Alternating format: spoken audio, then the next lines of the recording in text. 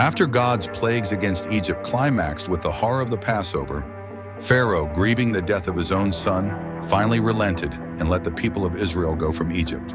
Armed with weapons of war and great spoils from the land, the descendants of Abraham, Isaac, and Jacob left Egypt.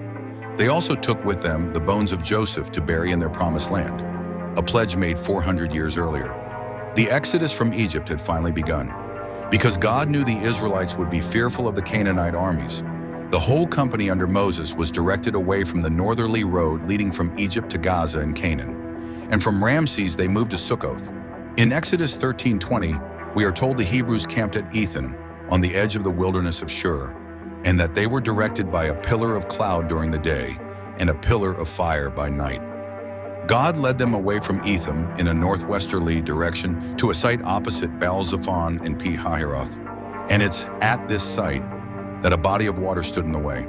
To the Egyptians, this spelled doom for a group of runaway slaves that had become thoroughly confused about their location as they struggled to get out of the Goshen area. But this misunderstanding was all part of God's plan.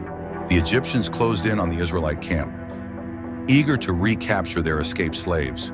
While the Hebrews assembled and rushed to the edge of the water, the pillar of cloud moved to the rear of the fleeing Hebrews, preventing the movement of the Egyptian armies.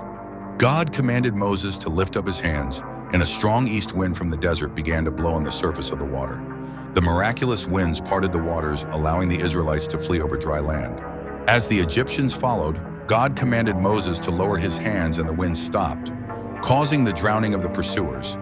The miracles of the Exodus were thus completed by the annihilation of the Egyptian army. And like the end of Return of the Jedi, the jubilant Israelites sang a victory song with Moses to celebrate the event. Free from the threat of capture, the Israelites traveled east and south into the Sinai Peninsula. It was time to meet their God at Mount Sinai.